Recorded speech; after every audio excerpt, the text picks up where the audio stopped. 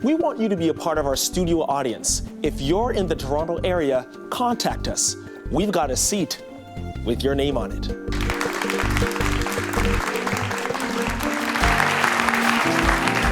I'm back with Margaret Atwood, and we're talking about Year of the Flood, your book where you have God's gardeners in it. And surprise, we have real God's gardeners with us. Leah Kostamo is a self-described earth keeper, and her book is called Planted, A Story of Creation, Calling, and Community.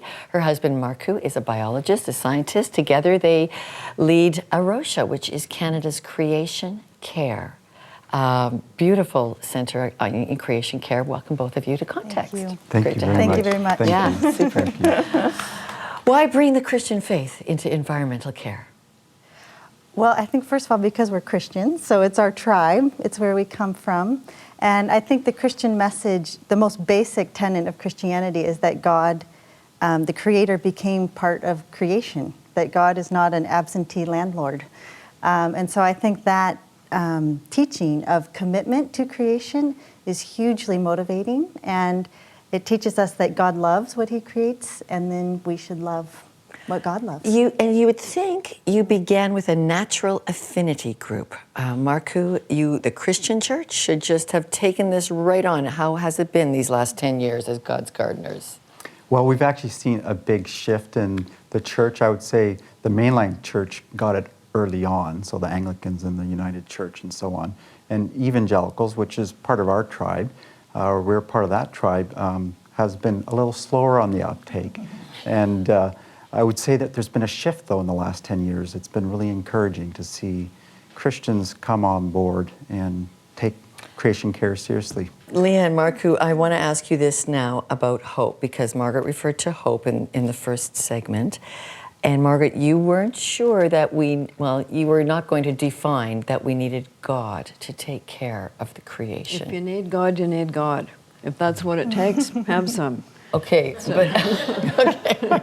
but you would put the planet as over that yet. Let me put it this way. I had a conversation with Richard Dawkins. I see that flinty look in your eye.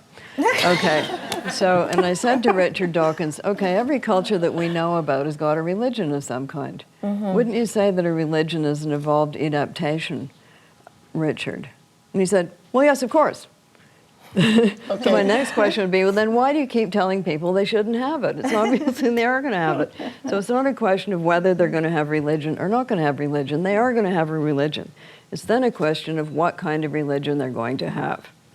So if you're going to have a religion, please have a good one. Okay, I want to talk about Leah and Mark, because Context TV has traveled with you for 10 years. We've been on your advisory board, and I know you've had very discouraging times trying to start a Christian environmental movement.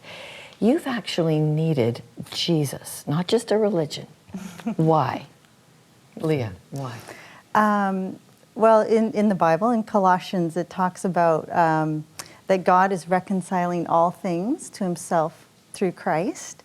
And I think I used to interpret all things as all people, but I think a more accurate interpretation is all things, all of creation, all people, but all birds and animals and the earth. So I need Jesus because I need that hope that that's happening, and that my work is a participation in what God is already doing. So I'm sort of following the leader in what God is doing. Okay, we are almost at a time of this fascinating conversation, but I want to hear from all three of you. Advice now, so all of us can be earth keepers. Just something simple we can do that's either grand for the oxygen or the water as you take care of your river in Surrey there. Marku, let's start with you, and Margaret, let's end with you. Some advice. Thank you. Well, 3 simple things. One is know where your food comes from. I was going to say just a simple one. You have all them all, but we'll let wisdom go last here. Okay. And the second one is just to know where your garbage goes. These are simple things that we all can participate. And thirdly, participate with Adam in naming creation. Learn the native plants, birds, species that are part of your neighborhood. Because that personalizes it, doesn't it? And then if you know it, you love it, you take care of it. Wonderful, Margaret. Leah of Arosha. I think stop. One day a week. In Christianity, it's called Sabbath in Jewish terms. So one day a week, don't consume. So don't go shopping. Take a break from being not just a consumer, but a human being. And then maybe during the rest of your week, you will have the discipline or the courage to say no to some things that you should say no to. What wonderful advice from God's gardeners, Margaret. Yeah, I think you're great. They are great, aren't they? Yes, they are I think great. you're great too. Yeah. Okay, and now the closing word on how to take care of the environment. Well, they kind of, they did my stuff. Okay, but so I'll do some very particular things. Keep your cats indoors at dawn and dusk during spring and fall migration. Turn out your lights if you live in a condo or any sort of high-rise thing during spring and fall migration. Plant milkweed in the spring now. Why is that? The monarch butterflies are in really bad trouble. Wow, I could do that. Yes, right. you could. Margaret Atwood, Leah and Margaret Kostamo, thank you all very much for teaching us to care for God's planet. Thank you. Thank you. All right, and stay tuned for my final thoughts on tending God's garden.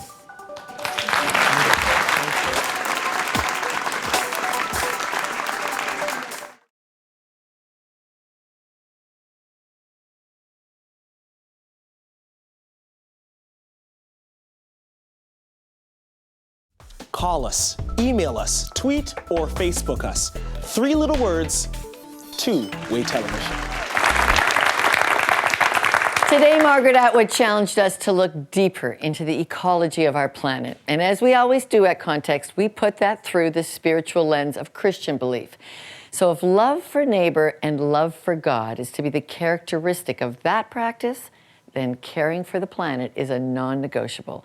The same God who orchestrated the material world put love into our hearts to enjoy it, and our earthly existence depends on that. We've left some Going the Next Step links to help you reduce consumption and increase contentment with God and neighbor while you do it. Those links are on our website and on our Facebook page. For all of us at Context, I'm Lorna. Thanks for joining us.